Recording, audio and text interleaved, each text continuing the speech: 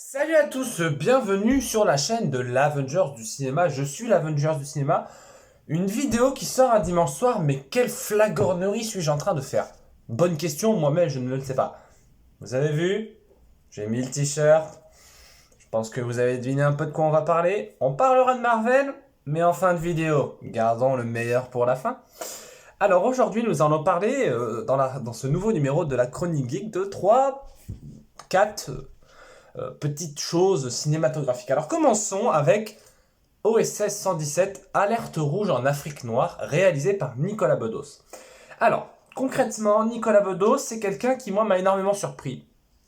Qui m'avait surpris parce que c'était quelqu'un qui s'était fait connaître par un humour assez piquant, assez insolent, assez noir parfois même dans certains moments.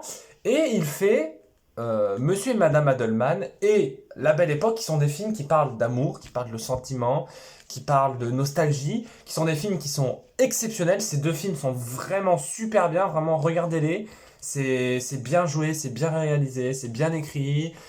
Franchement, c'est sympa. Et donc, on annonce un OSS 117.3 il y a, je crois, 2 ans, et on nous dit Michel Hazanavicius ne sera pas à la réalisation. Bon, soit, pourquoi pas, ok, ça peut se comprendre.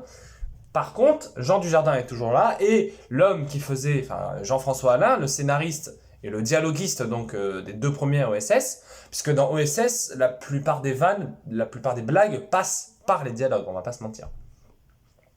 Et donc du coup, Jean-François Alain est de retour pour ce troisième volet.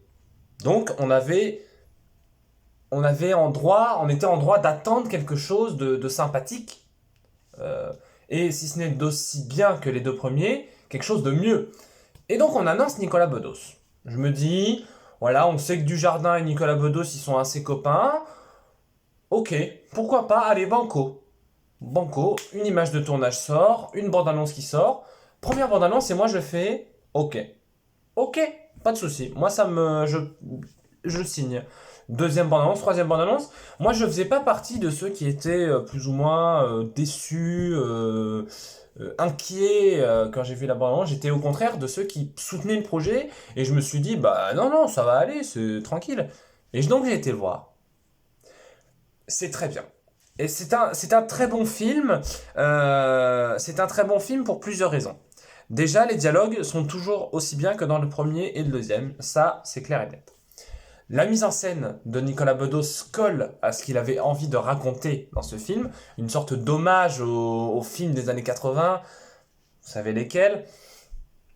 Il y a un hommage au cinéma d'aventure, je pense avec toutes ces scènes dans la savane africaine. Euh, on est également toujours très dans cet humour très OSS 117, à savoir un humour qui touche là où ça fait mal, mais toujours au second, voire au troisième degré, pour faire rire.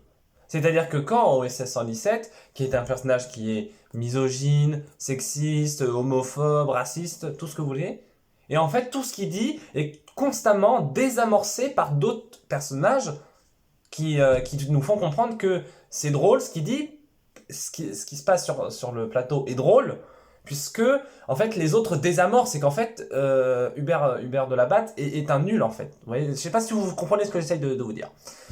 Bref, le film est très drôle, il est très bien, le montage est parfaitement étalonné, ça laisse le temps de durer ses plans, mais en même temps, comme on a avec le nouveau personnage de Pierre Ninet, qui est exceptionnel dans ce film, il a une sorte de rythmique verbale, c'est un peu comme dans Kaamelott, c'est la langue, c'est le rythme, le sens de la comédie, le montage colle à ce que ça doit raconter, à ce que le scénario, à ce que le dialogue tente de faire. Parce que si vous avez un texte, comme dans Kaamelott, un texte qui est en or, que vous le jouez bien, mais que le montage n'assure pas, c'est pas possible, mon pote, ça peut pas marcher en fait. Tu vois ce que je veux dire? Donc pour moi, OSS 117, c'est un grand oui. J'émettrai certaines réserves quand même, puisque c'est un film très drôle, c'est un excellent film. C'est le moins bon des trois, certes. Ce n'est pas dû à Nicolas Bedos, ce n'est pas dû au scénariste, ou c'est juste que je trouve que OSS 117 2, avec peut-être Astérix et Obélix Mission Cléopâtre, c'est dans le top 5 des comédies françaises les plus drôles de l'histoire de la planète. De l'histoire de la France, pardon. Calmons-nous. Seconde chose que j'ai vu un film. de Clint Eastwood. Alors, Clint Eastwood, c'est un homme dont j'apprends à connaître, à apprivoiser en quelque sorte la cinématographie. Puisque j'ai vu donc des films où il est en tant qu'acteur, donc les westerns, j'ai vu un film où il est en tant que réalisateur, à savoir Gran Torino, qui est un film que j'avais plutôt apprécié, qui m'avait pas laissé un souvenir extraordinaire, mais que j'avais assez apprécié. Et donc, sur MyCanal, regardez-le, il y a Million Dollar Baby, sorti en 2004 ou 2003, il me semble. Et je me suis toujours refusé de voir ce film. C'est comme La Ligne Verte, c'est comme Apocalypse Now. Je sais pas pourquoi, il y a des trucs où il y a des films, tu te dis, c'est pas le moment. C'est des films qui sont tellement cultes, qui sont tellement connus, qui sont tellement des mastodontes de cinéma que tu te dis, non, ce soir je suis pas dans le bon truc.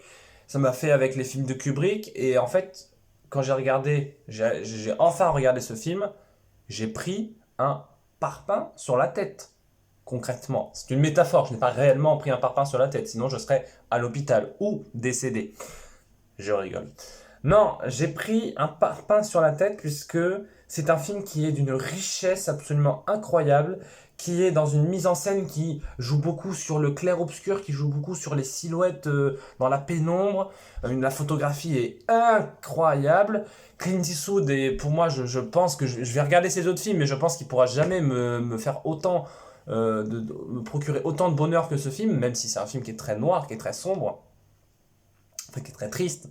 Le personnage de Morgan Freeman est incroyablement bien écrit. Les dialogues qu'il a avec Clint Eastwood sont tous exceptionnels.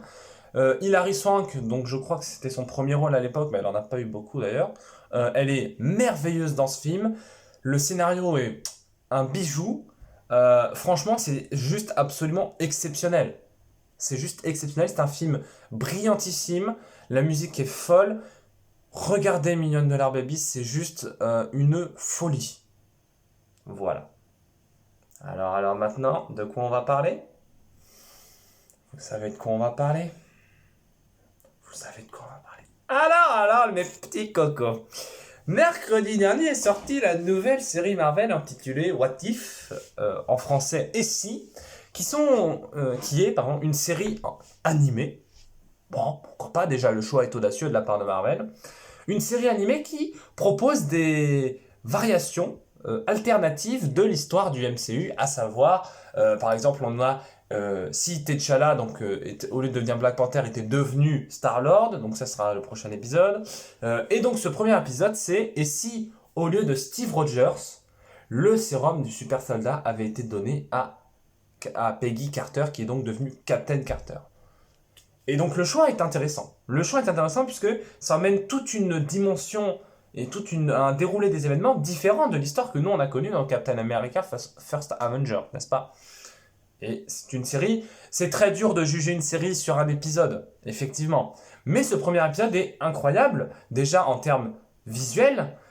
Ça fait un peu un style un peu manga, un peu dessin animé pour enfants, mais toujours en gardant cette patte Marvel de le grandiose. Le grandiose, montrer l'héroïsme, montrer des hommes et des femmes courageux et courageuses. Et ça, j'aime ce que ça me montre.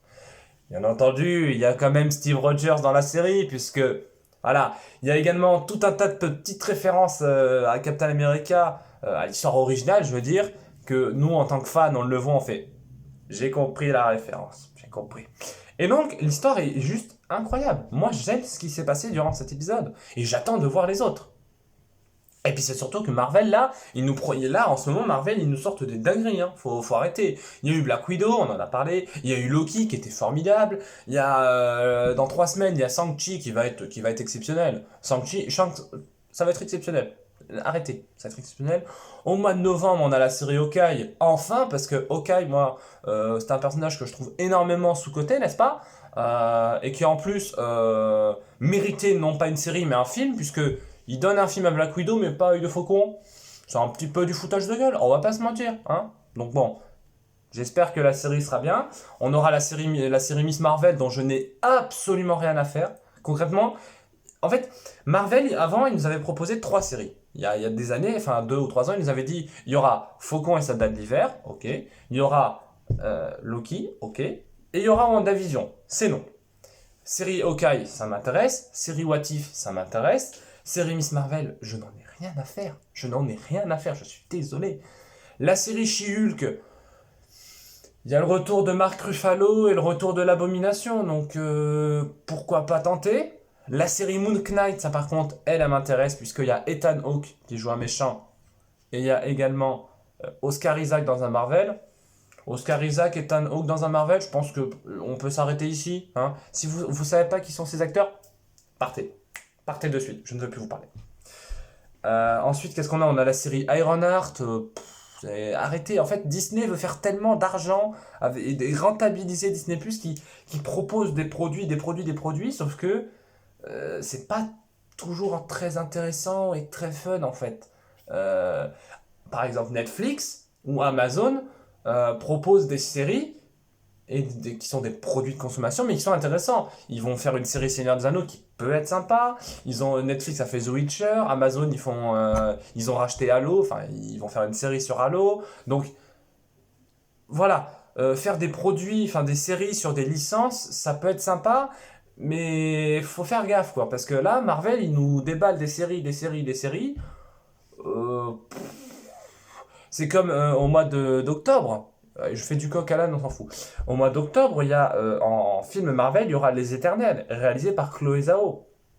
Chloé Zhao qui a eu l'Oscar de la meilleure réalisatrice et du meilleur film pour Nomadland. Et moi, Nomadland, je ne l'ai pas vu, mais ça a l'air d'être un film chiant au possible. Et moi, si on me fait un Marvel chiant au possible, ça va pas me plaire, attention. Je tiens à vous le souligner. Mais c'est Marvel, laissant une chance quand même. Quoi d'autre dans l'actualité? Je peux vous dire que le tournage de Miss Marvel 2, donc The Marvels, hein, intitulé comme ça, vient de commencer, que le tournage de Flash est toujours en cours, que le tournage de la série Seigneur des Anneaux est donc toujours en cours, que le tournage de The Boys saison 3, excellente série, est également en cours. Donc voilà, là en 2022-2023, on va avoir en termes geek, en termes de films et de séries geek, on va avoir des grosses dingueries. Hein. Donc restez connectés, c'était l'Avengers du cinéma, on se dit à bientôt.